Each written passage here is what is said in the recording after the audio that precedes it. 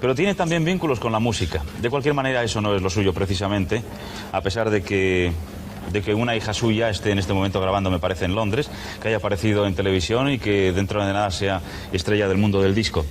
A nuestro próximo invitado, ustedes si han visto el telediario, cualquiera de los telediarios de televisión de hoy, le habrán podido ver siempre con ese gesto más bien serio que tiene, porque los temas que toca habitualmente son serios y con esa seriedad hay que tratarlos. Aunque hayan visto los telediarios de anoche o de ayer, a mediodía también habrán podido verle, porque es por razones de profesión habitual de los telediarios, habitual de las primeras páginas de los periódicos y habitual de los noticiarios de la radio. Hoy está con nosotros para charlar de todo y de nada, sin ningún tipo de guión previo, para hablar de lo que haya que hablar, el ministro de Asuntos Exteriores, don Fernando Morán. Buenas noches, ministro. Buenas noches.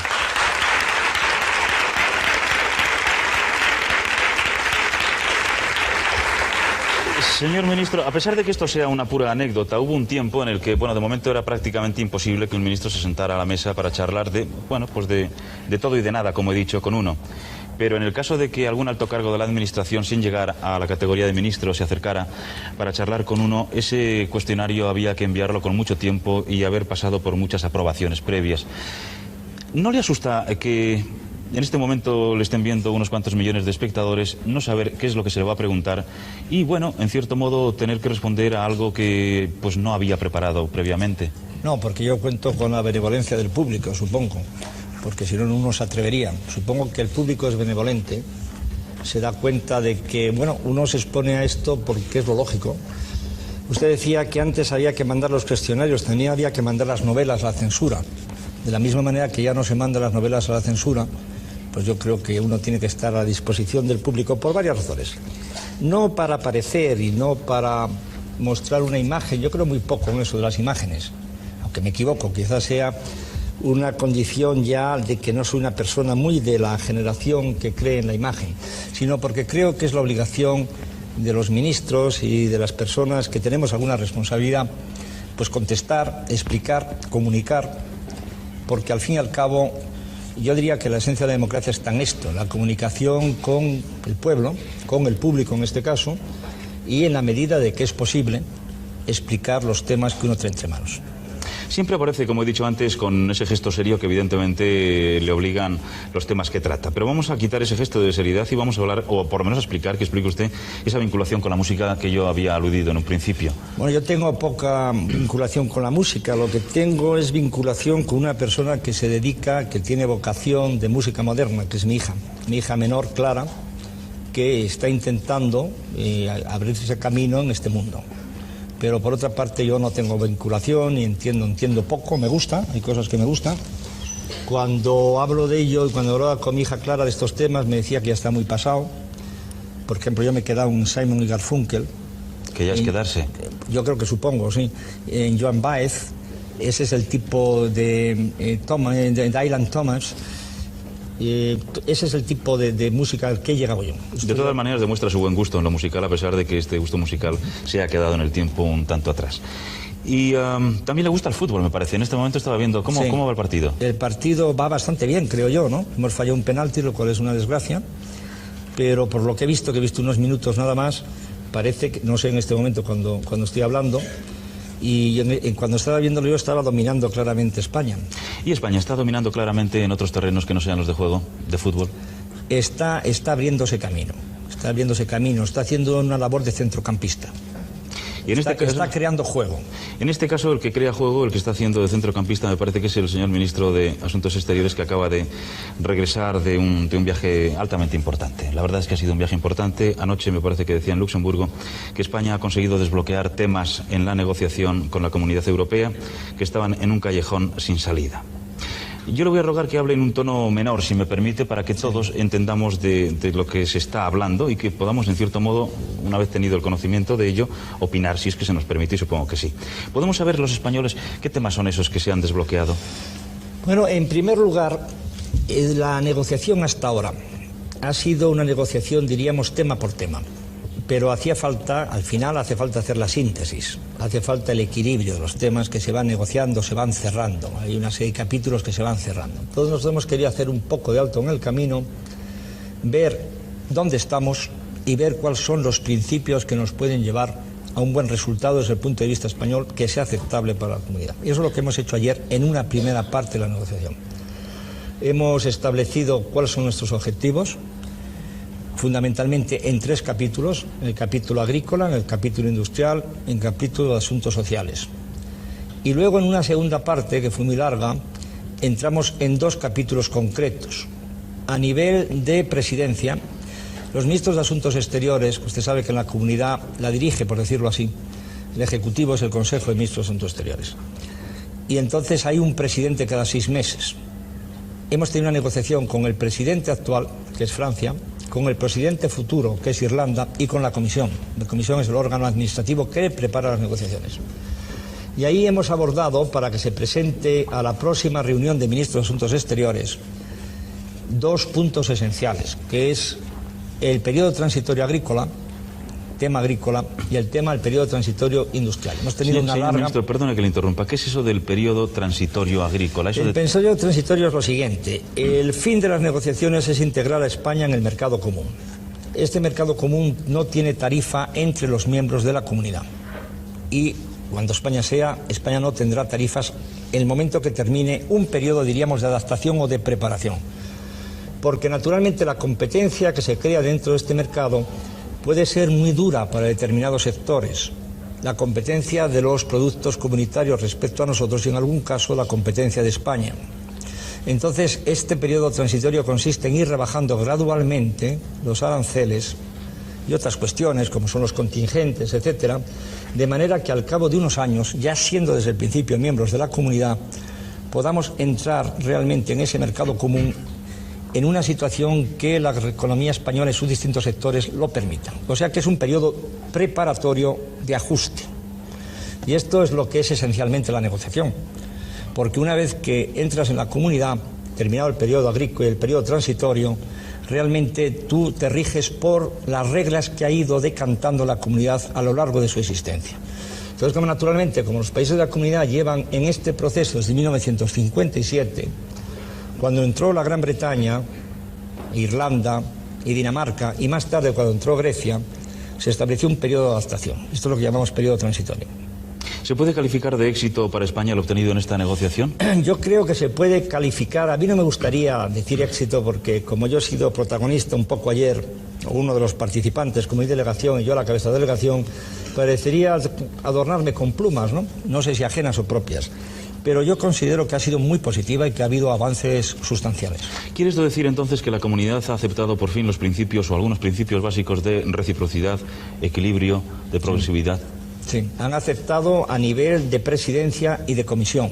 Han aceptado esos 3 principios y el que esos 3 principios y sus concreciones en los distintos temas, agrícola, industrial, de relaciones laborales, tienen que encarnarse, por decirlo así, tienen que traducirse en los problemas concretos, en la resolución de los problemas concretos. Sí, ha habido ese avance, diríamos, conceptual, pero muy importante. Sin embargo, como acaba de apuntar ahora, parece que después de esta maratoniana sesión negociadora de más de 8 horas, no se ha cerrado ningún capítulo concreto. No, porque ayer no tenía ese tipo la negociación. No había. Nosotros entregamos un documento de pesca que contestaba al suyo, por lo tanto tienen ellos que reflexionar sobre él y preparar su postura.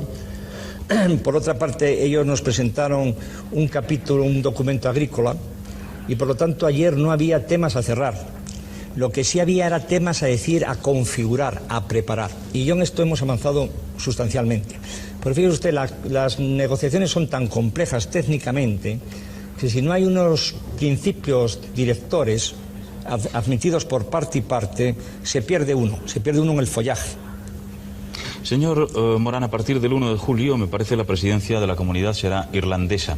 ¿Esto nos puede beneficiar o todo lo contrario? Yo creo que no nos va ni beneficiar ni perjudicar. Quizá yo tengo la mejor idea de la disposición irlandesa.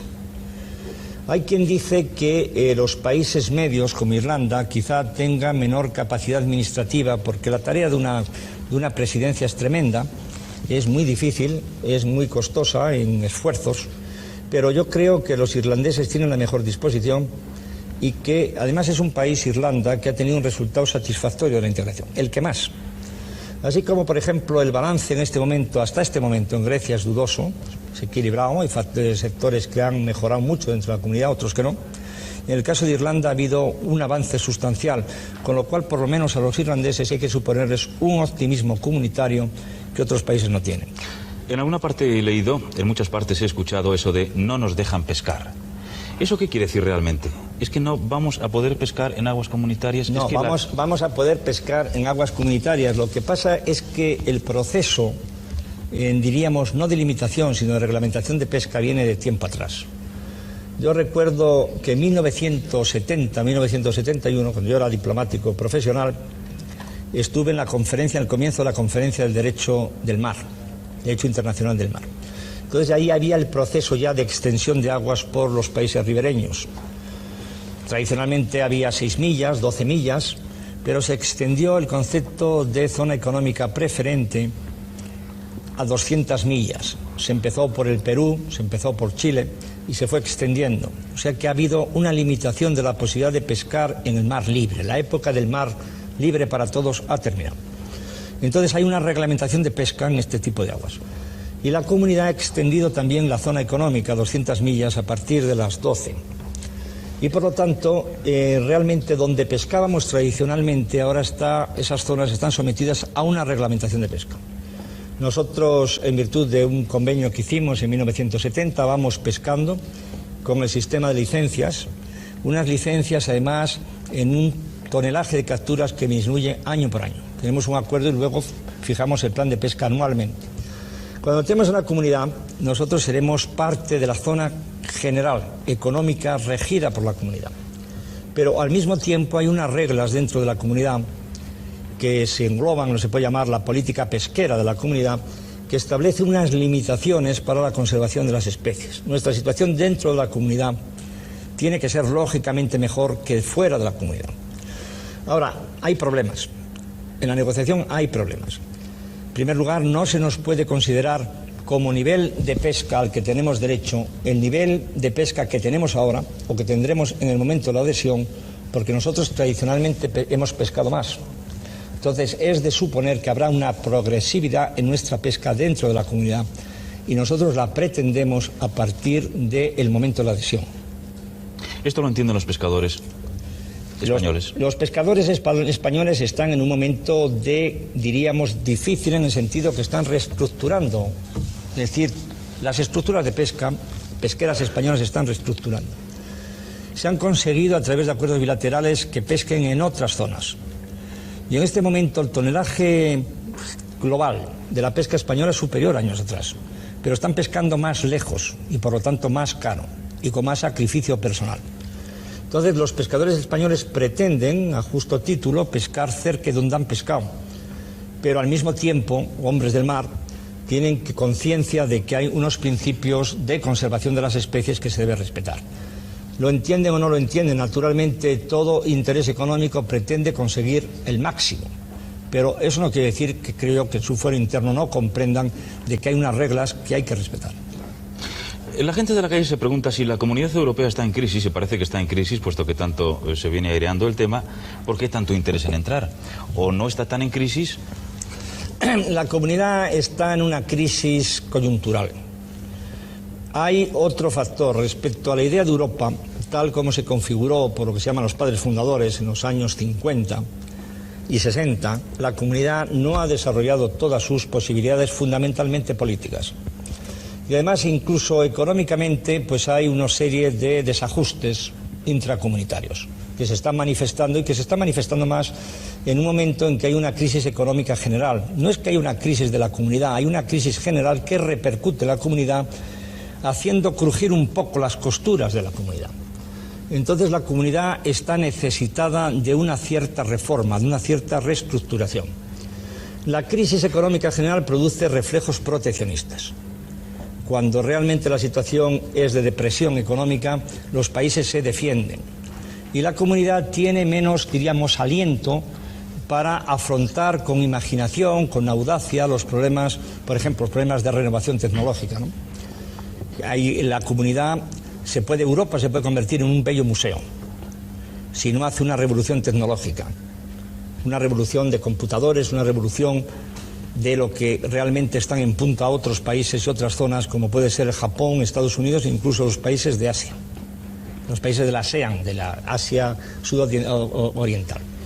Entonces la comunidad está evidentemente en crisis en la medida en que necesita renovarse y también en la medida en que la crisis económica general y el proteccionismo quita aliento y audacia a los hombres europeos y a los líderes europeos. Parece que últimamente nuestras relaciones con Francia van por un buen camino, que no siempre ha sido así.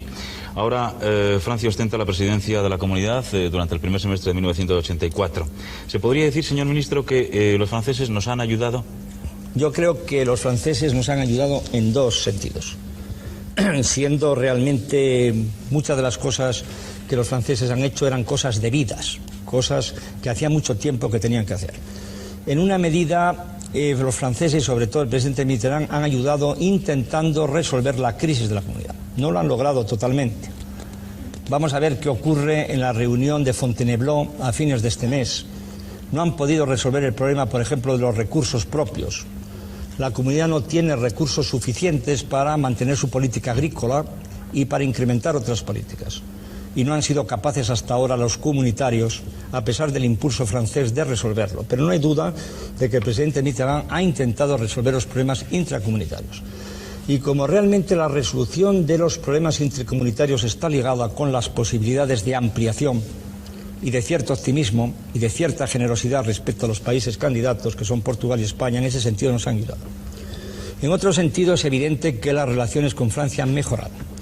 Ha mejorado en el capítulo de la concertación de la lucha contra el terrorismo. Ha mejorado en el terreno también de las relaciones comunitarias. Y ha mejorado también en la concepción, diríamos, de ciertos principios políticos que pueden dar lugar a una política europea en que España y Francia con un papel importante. Algunos de estos capítulos, es cierto, por ejemplo, el de la cooperación contra el terrorismo, era algo debido. Pero no algo debido a España, porque España es un país vecino, sino algo debido por el mero principio de cooperación internacional. No es posible permitir, por las razones que sea, pues una situación más o menos de tolerancia respecto a actos lesivos respecto a otro país. Pero si yo contestando su pregunta, yo creo que sí, que en los últimos meses Francia ha tenido unas relaciones con España que globalmente pueden considerarse satisfactorias. Señor ministro, ¿y cuál va a ser el futuro de las Islas Canarias, Ceuta y Melilla si España ingresa en la Comunidad Europea? Va a ser un futuro igual que el actual y van a beneficiarse en la misma medida que se beneficiará el resto de los territorios y provincias españolas. Hombre, me refiero concretamente a cuál será su estado y sus prerrogativas de Puerto Franco que hasta ahora vienen manteniendo. Es decir, ¿se quedarían fuera de la comunidad para seguir como están o estarán con el resto de España, en cuyo caso perderían ese...? Respecto a Ceuta y Melilla, el tema está resuelto manteniendo el estatuto actual, statu quo actual. Respecto a Canarias, el Gobierno canario nos ha presentado una propuesta que hemos comunicado, hemos hecho propia, el Gobierno, y que hemos comunicado a la comunidad. Ceuta y Melilla, Canarias entrarán en la comunidad, pero pretenden mantener ciertas situaciones excepcionales, y hay algunos precedentes en la comunidad, por ejemplo las Islas del Canal británicas, ciertas excepciones a ciertas reglas de la Unión Aduanera. Y esto lo estamos negociando. Es pronto para decir si va a ser aceptado o no y en qué medida por la otra parte y en qué medida podemos o bien hacer triunfar ese punto de vista o en qué medida podemos arbitrar otras posiciones negociadoras para garantir estos derechos, estos deseos canarios. El tema de Gibraltar parece que en más de una ocasión suele ser utilizado por Gran Bretaña como, bueno, quizá la palabra sea excesivamente fuerte, pero como chantaje para dedicarnos una ayuda frontal a ingresar en la Comunidad Europea. No, yo no creo esto. Yo, mire usted, recientemente ha habido una declaración de la primer ministra británica en el Parlamento británico, aún contestando una pregunta de un diputado conservador, y que hacía referencia a la declaración hispano-argentina, en que se reiteraba la reivindicación española y argentina de las Malvinas y de Gibraltar. Entonces el diputado conservador le preguntó a la señora Thatcher si no haría bien España, si no opinaba ella, que haría bien España en olvidar esto si quería realmente entrar a la comunidad. Y la señora Thatcher contestó al tema de las Malvinas y de Gibraltar sin ligarlo al tema de la entrada en la comunidad. Es evidente que la entrada en la comunidad planteará el tema de la reivindicación de Gibraltar en otras dimensiones, en otro cuadro, pero en ningún caso va a enervar la reivindicación española de Gibraltar. Hace unos días apareció en la prensa la noticia sobre la intención del gobierno vasco de enviar un experto en temas económicos como observador a las negociaciones que está manteniendo el gobierno español en la Comunidad Europea. ¿Es esto cierto? Es cierto, presentaron no solamente noticias, sino que presentaron una petición al Ministerio de Asuntos Exteriores, al Gobierno y al Ministerio de Asuntos Exteriores, a Presidencia del Ministerio de Asuntos Exteriores, citando unos artículos, creo que el 23 del Estatuto Vasco. Yo es un tema, el de las competencias en asuntos exteriores, diríamos de relaciones exteriores de las comunidades, que yo he estudiado con algún interés antes de ser ministro, siendo senador, siendo diputado. No hay naturalmente ningún estatuto, incluido el canario, que es el que más ha avanzado en ese terreno, y en algunos casos yo diría que no tan bien perfilado como debía estar perfilado, este estatuto y otros. En ningún estatuto hay la competencia negociadora para una comunidad autónoma. Y no puede haberlo, porque mire usted, incluso en el esquema del Estado federal, los asuntos internacionales y el jus tratandi, el derecho de negociar, corresponde exclusivamente al Estado federal. Hay dos o tres cosas que tiene que tener el gobierno central, como lo quiera usted llamar, federal, si se mantiene el Estado. Una de ellas es la defensa, otra de ellas es la moneda, esa es la teoría tradicional incluso del Estado federal, y otra es la gestión de los asuntos internacionales. Y el artículo 149.3 de la Constitución es claro: la competencia en asuntos internacionales corresponde al gobierno de la nación. Ahora bien, hay un derecho por parte de las autonomías y un deber por parte del gobierno de informar de los asuntos que puedan tener repercusión en las autonomías, y lo estamos cumpliendo estrictamente. Y el Ministerio de Asuntos Exteriores, a través de la Secretaría de Estado por las relaciones con las comunidades, está suministrando constantemente información a todas las autonomías y concretamente al gobierno vasco. Y hay un derecho, cuando entremos en la comunidad, o hay unas competencias de aplicación del derecho comunitario, cuando se trata no de las reglas generales, sino de las reglas de aplicación, es decir, de las decisiones, no de los reglamentos, que podrían ser ejecutadas por los gobiernos autónomos. Por ejemplo, esto ocurre en Alemania, que es un Estado federal, esto ocurre en Italia, que es un Estado de organización regional. Pero volviendo al principio, el derecho de negociación, la capacidad negociadora, corresponde exclusivamente al Estado, corresponde exclusivamente al gobierno de la nación. Señor ministro, ¿usted va a ser capaz de darme una respuesta clara y concreta y directa sobre un tema que nadie quiere hablar claro y concreto, como es el tema de Israel? ¿Cómo no? ¿Cuándo vamos a reconocer el Estado de Israel? Mire usted, vamos a reconocerlo, reconocemos. No, ¿cuándo vamos a establecer relaciones diplomáticas?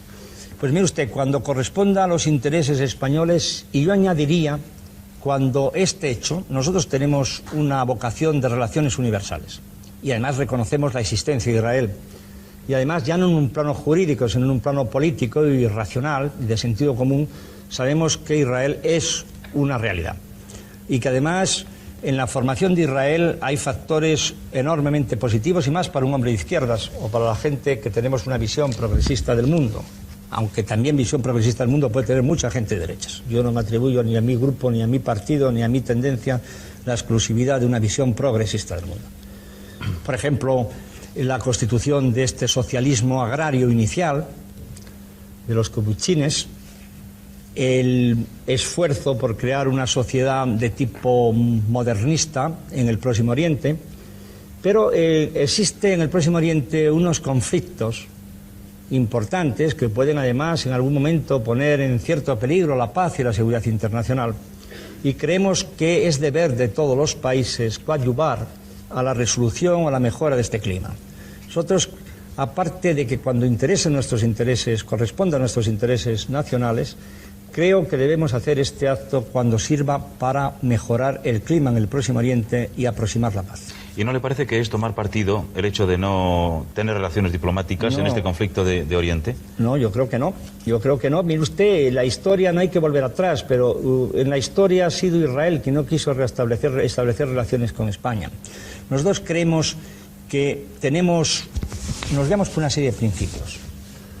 Uno de ellos es, por ejemplo, no sancionar el uso de la fuerza, la adquisición de territorios por la fuerza, pero todo eso podría, diríamos, compaginarse, armonizarse si realmente nuestro acto sirviese para ayudar a la paz.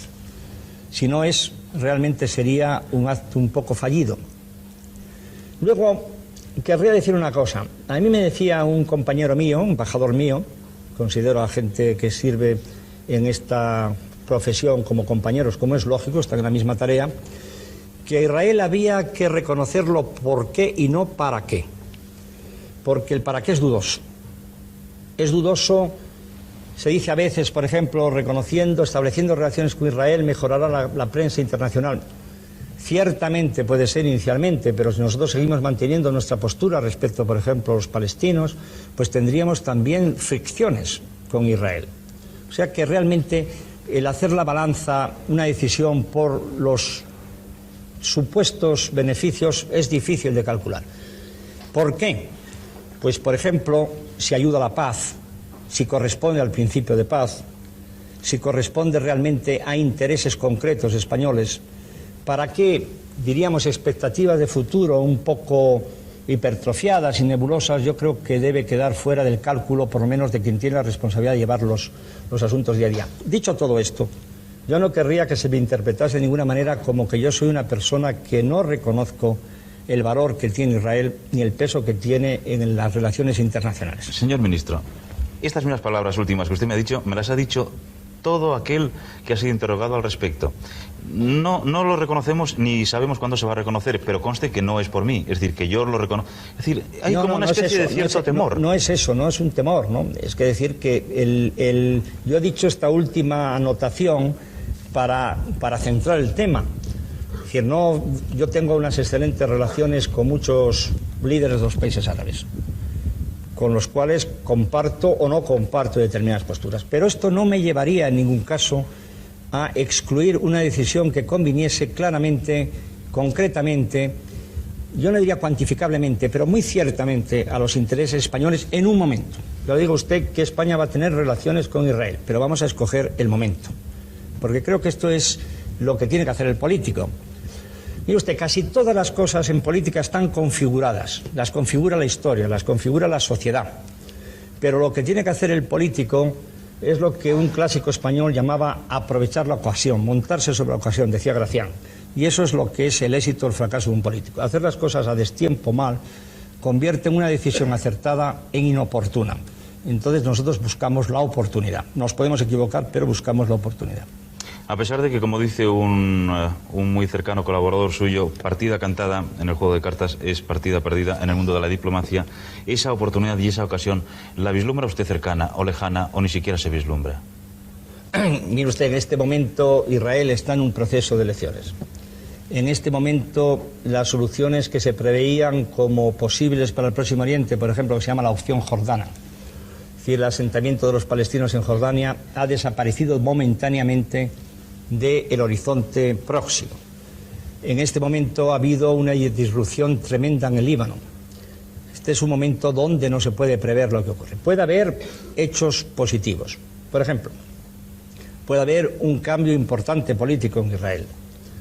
Puede haber algo que ya se ha configurado, que es la exclusión de Siria, que ha sido la tónica o el objetivo de muchas potencias occidentales durante un cierto tiempo, ya no es tan válida. Y es posible que Siria juegue un papel constructivo en el Próximo Oriente. Puede haber acontecimientos que distiendan algo la situación en el Próximo Oriente. Y quizá sería ese proceso el momento, aprovechar ese proceso sería realmente la oportunidad para hacer sentir el peso español relativo, pero que nunca está de más, el apoyo de una potencia media como España, para hacer valer nuestra posición en el Próximo Oriente. Vamos a cambiar de tema y vamos a descender a otros niveles mucho más cercanos a los viajeros españoles que se dan vueltas por el mundo y que de vez en cuando van y recalan en una embajada española. Señor ministro, ¿por qué nuestras representaciones o muchas de nuestras representaciones diplomáticas tienen tan pobre aspecto? Porque tenemos el Ministerio de Asuntos Exteriores y no, ya lo he dicho varias veces en televisión y no quiero que la gente piense, ni menos el ministro de Hacienda, que aprovecho las cámaras para decirlo. porque España tiene un presupuesto muy pequeño en asuntos exteriores. Nosotros tenemos un presupuesto que no llega a los 30.000 millones. Yo, por ejemplo, tengo la curiosidad, cuando hablo con colegas míos de potencias menores que España, preguntarle qué número de diplomáticos tienen, qué presupuesto tienen. Por ejemplo, Dinamarca, que es un país más rico, pero que tiene muchos menos habitantes y menos obligaciones internacionales, tiene un presupuesto de más de 65.000 millones de pesetas. Entonces, a nosotros nos ocurre algo que podría definirse tal vez como que tenemos una área de dispersión diplomática muy ancha, porque tenemos que atender nuestras colonias en Latinoamérica, porque estamos empeñados en un esfuerzo histórico de anclarnos en Europa a través de la comunidad, porque tenemos una situación estratégica que nos hace importante en el Mediterráneo, porque tenemos unos vecinos en el norte de África, que es una zona que puede entrar en alguna agitación. Por eso tenemos que porque tenemos colonias, tenemos 2 millones y pico de españoles viviendo en el extranjero, no tanto ya en la condición de migrantes, sino como españoles asentados en el extranjero. Tenemos los vínculos con Iberoamérica, entonces nosotros tenemos un área de dispersión muy grande. Y no podemos fácilmente pensar, por ejemplo, en cerrar embajadas. Hay países, por ejemplo, que son países pequeños, iberoamericanos o incluso africanos, que dirían, bueno, ¿cuál es la rentabilidad de esta embajada? Usted, la rentabilidad de esta embajada en términos, diríamos, concretos, monetarios, no sé, pero incluso viendo la balanza de pagos, la balanza comercial, pero significaría tanto que España se retirase pues, de un país medio iberoamericano, por ejemplo, o que España disminuyese su despliegue diplomático en el norte de África, donde tenemos una zona cercana, conflictiva, no ahora, pero puede ser conflictiva, o del Próximo Oriente, donde se juegan los grandes temas mundiales, que nos obliga a una gran dispersión. Y entonces yo debo decir aquí, quiero rendir tributo a muchos diplomáticos, muchos, la mayoría, puede haber otros que no tengan estas condiciones, que con pocos medios intentan hacer todo lo que pueden. Luego hay otra cosa que es una falsa visión, y es que España, como es un país muy antiguo, y es un país que fue uno de los primeros Estado-nación, tiene algunas residencias diplomáticas importantes, residencias.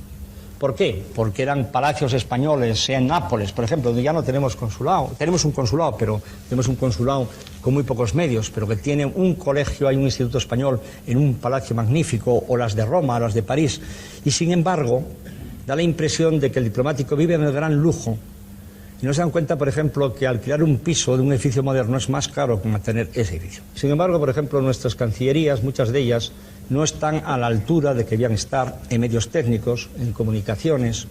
Algunas no tienen ni siquiera telex, señor ministro. Algunas no tienen telex. Tenemos más, la Oficina de Información Diplomática está intentando, con un presupuesto menguado, establecer 18 embajadas con telex estos días. Esto es hablar en pobre, me parece. Quiero decir, porque al final de cuentas, uno se da cuenta de lo que significa tener una embajada como Dios manda, cuando la necesita. Exacto. Y algunas tienen un aspecto, pues, que no representan dignamente a la nación a la que deberían bueno, representar. Tampoco es tanto así, pero yo creo que sí, que hay que corregir eso, y yo creo que poco a poco iremos corrigiendo. Hay, por ejemplo, otra misión que nosotros tenemos, que ya no son simplemente las embajadas, que son los centros culturales, los centros para nuestras colonias. Hemos hecho con la ayuda de televisión una cosa reciente que no está mal, creo yo, que es hacer una especie de vídeo quincenal, no una especie, un vídeo quincenal con el resumen de la información española, y esto tiene un éxito donde ha ido enorme, pero todo eso se hace como se hacen las cosas en España, no solamente el Ministerio de Asuntos Exteriores, sino otros muchos ministerios, tratando de sacar la máxima productividad, porque realmente tenemos pocos medios y porque además hay una cierta lógica. Yo creo que se exageró los pocos medios que tenemos, pero que hay una cierta lógica, porque estamos en una política de contención del gasto público. Y estamos en una política de contención del gasto público porque el déficit es grande. No es lo que dice la oposición. Evidentemente la oposición está para oponerse, pero no es precisamente lo que dice...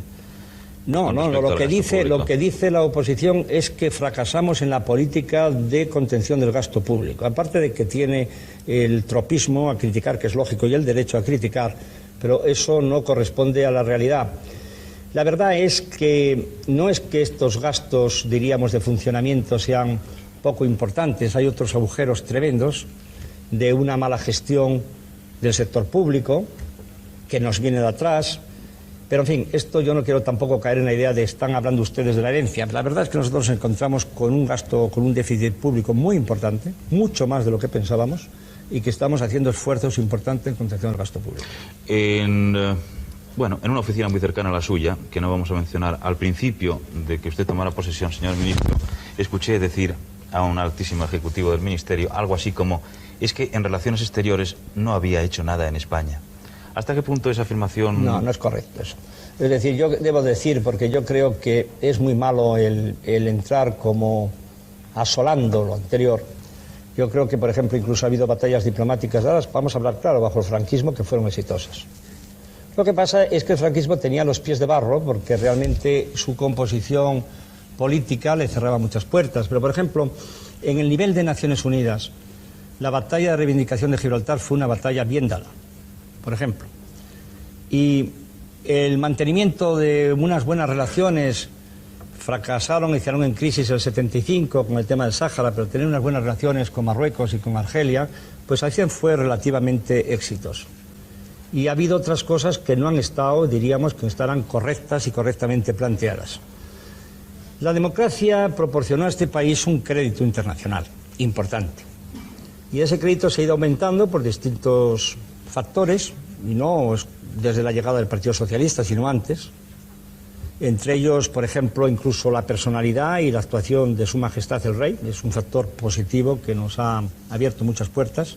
Y el hecho de que España fuese un país que produjese aquello que se llamó en aquel momento el milagro español, el paso a la democracia con poco costo social y con ninguna violencia, con muy poca violencia, eso nos abrió un crédito internacional que tenemos que explotar. No es que no se hubiese hecho nada en exteriores, ha habido errores en los gobiernos anteriores, yo le podría citar a usted algunos, pero por buen gusto no lo voy a hacer. Pero lo que es evidente es que ahora tenemos más posibilidades y también tenemos más responsabilidades porque estamos en la tarea de la definición de la posición internacional española, sin complejos, pero naturalmente con limitaciones. Por ejemplo, en lo que hemos hablado antes, en la definición respecto a Europa, que pasa por la entrada en la Comunidad Europea, nos encontramos con este desfase de más de 25 años que nos hace mucho más difícil la adaptación. En otros temas ha habido abandonos tan grandes que la recuperación es difícil. Hay todavía prejuicios, en determinadas zonas de poblaciones de decir, bueno, España es un país que tiene un tropismo hacia la violencia. Se están curando de esta tendencia porque se está demostrando que este es un país apto para la convivencia. Pero queda todavía en algunas dimensiones más subterráneas ese recelo. Si vamos a ser suficientemente competitivos, si vamos a ser capaces de admitir unas reglas tan rígidas como es, por ejemplo, las que rigen dentro de la comunidad, todo eso nos obliga a una política de presencia y una política de explicación, de clarificación, que es difícil, pero que estamos haciendo en alguna medida. Señor ministro, ¿por qué aparece usted siempre con ese gesto tan serio? ¿Es tan difícil arrancar una sonrisa? No, que va, no. Yo soy una persona que me río mucho. Lo que pasa es que hay veces que realmente las cosas que pasan no son para reírse. Eso en primer lugar. Y en segundo lugar, no es que me impresionen las cámaras. A mí me impresionan poco las cámaras porque cuento con la benevolencia del espectador y de usted y de las personas que me interviewen. Y generalmente me divierten las interviews. Lo que pasa, bueno, es que cada uno tiene su configuración. Sería absurdo que yo de la noche a la mañana quisiese presentarme, vamos a decir por algo, un tipo Julio Iglesias. No lo soy.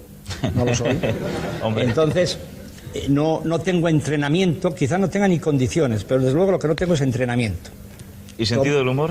Sentido del humor, bueno, yo creo que esto es lo que me permite sobrevivir. Me parece que ha dicho una gran verdad, porque hace falta tener mucho sentido del humor para soportar todo lo que imaginamos que soporta y todo lo que imaginamos que se calla y soporta. ¿Qué tanto por ciento de todo lo que sabe o debe saber un ministro de Asuntos Exteriores se lo debe callar y no contar nada más que, bueno, pues a lo mejor el presidente? El ministro de Asuntos Exteriores, como cualquier político, no debe mentir nunca. Entre otras cosas porque primero se coge un mentiroso que un cojo. Y es malo que cojan a los ministros de Asuntos Exteriores o cualquier otro ministro. En segundo lugar porque la ética política exige tener la confianza en una democracia del pueblo y no la puedes tener mintiendo. Mentir explícitamente. Callar. No se debe callar en la medida en que callar sea mentir. Ahora, lo cual no quiere decir que uno no deba, y los gobernantes no deban, por ejemplo, no administrar, no diría la verdad, no administrar los efectos de la verdad. Es decir, por ejemplo, si yo tengo una preocupación tremenda, que no es el caso, vamos a suponer que yo creo que mañana va a haber guerra mundial, cosa que ya adelanto que no lo creo. Entonces, como no tengo la seguridad de que esto sea así, sería una insensatez terrible que yo aquí en la televisión o en un periódico dijese, yo creo que va a haber guerra mundial. Pues dirían, este señor o es un loco o está enterado, y realmente produciría pánico. Entonces no se puede producir pánico, como no se puede pedir porque un señor siente un poco de calor en el cine, decir fuego, fuego, porque entonces la gente sale corriendo del cine, se atropella, puede haber heridos.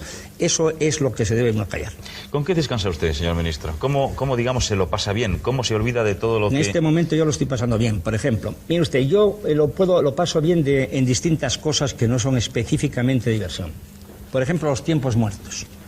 Yo tengo tan poco tiempo muerto. ¿Qué es un tiempo muerto? Tiempo muerto, por ejemplo, es hablar con una persona que no tiene nada que ver con lo que uno vive. Tiempo muerto es imposible sentarse en un parque, por ejemplo, en una plaza y ver jugar unos niños o estar allí tranquilo. Tiempo muerto los tengo yo en los aeropuertos y en los viajes. Me he habituado a tener tiempos muertos en los aviones. Yo casi los libros que leo ahora, yo siempre he sido muy lector. Yo hasta ser ministro dedicaba, por lo menos, durante muchos años, cuando era joven mucho más, 3-4 horas a leer todos los días. Ahora leo mucho menos. Ahora me he acostumbrado, por ejemplo, si tengo un viaje de 6 horas, bueno, pues puedo ya leer un libro, una novela, cosa que no puedo leer, o que me es difícil leer.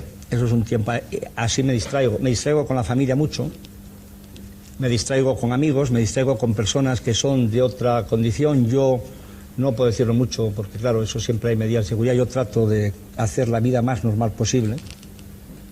Y creo que no solamente por diversión, sino por sanidad mental, uno no debe de estar siempre actuando como ministro. Yo actúo poco como ministro, lo cual ha motivado incluso críticas, porque a la gente lo que le gusta es el poder. Este es un país muy autoritario, es un país muy autocrático, es un país que ha tenido inquisición durante centenas de años.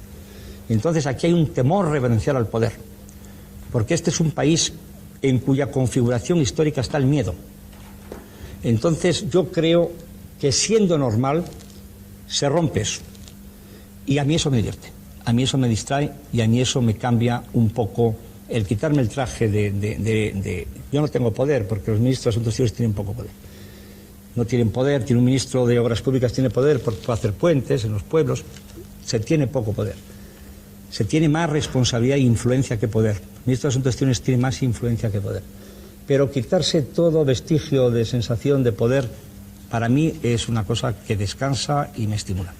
Nos queda un minuto escaso y yo quisiera hacerle un par de preguntas. La primera de ellas es que ¿qué es lo que le enfada a usted? ¿Qué podría yo decirle ahora para enfadarle si realmente lo quisiera hacer, que no quiero?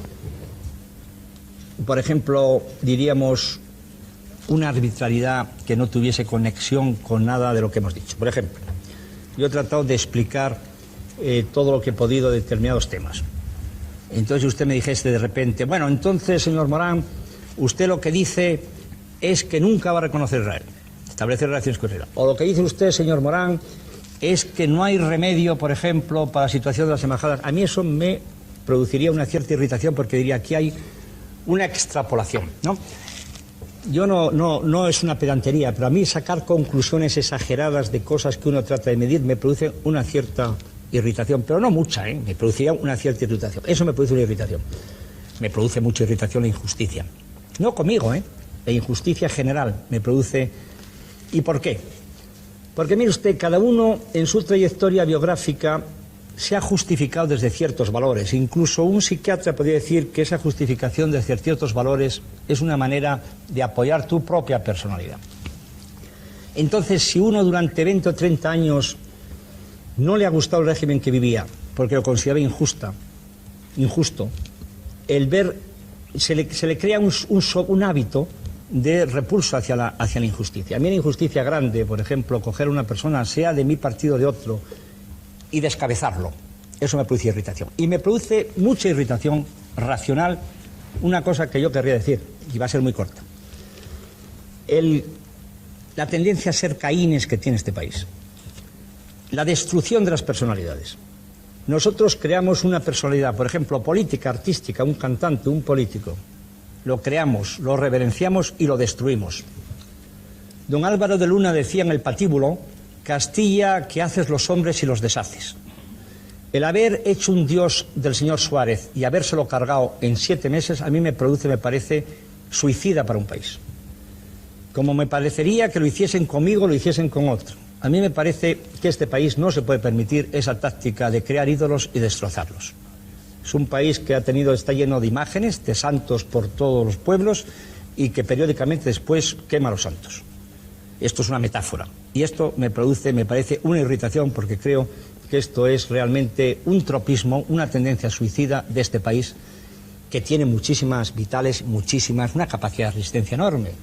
Porque hay que ver, por ejemplo, cómo subsistió la sociedad española en la posguerra, en el hambre, en la persecución, cómo subsistieron, cómo no se rompieron las familias, pero tiene esa tendencia suicida de destruir los valores que me parece totalmente negativa y eso me produce una profundísima irritación.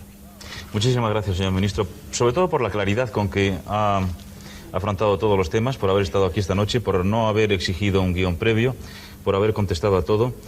Me parece que no he triunfado en el hecho de haberle conseguido una sonrisa y como los temas que se han tratado... Pero a lo mejor yo he conseguido alguna del público, entonces eso está sobradamente compensado, porque además la mía tiene menos mérito que otras, por ejemplo la de un niño o de una mujer, que son mucho mejores, más frescas, entonces vamos a compensarlo con eso. Señor ministro, ya sé que usted me ha dicho al principio que no cree en esas historias de la imagen, pero yo creo que por la imagen alguien le ha dicho que se quitara la pajarita o usted no se la pone más. No, ¿qué va? No, yo me la pongo desde hace muchos años la pajarita. Lo Últimamente que pasa no... Menos, porque, bueno, en primer lugar, porque no quiero estar dando explicaciones todo el día. ¿Por qué pone usted pajaritas? Sí. Usted, no sé. ¿Por qué son difíciles de encontrar las pajaritas? Son difíciles, hay pocos sitios donde encuentran pajaritas. Y algún espectador que sepa dónde las hay, que me lo diga, porque me gustaría seguir comprando alguna vez en cuando. Muchas gracias, señor ministro. Buenas noches. Muchas gracias.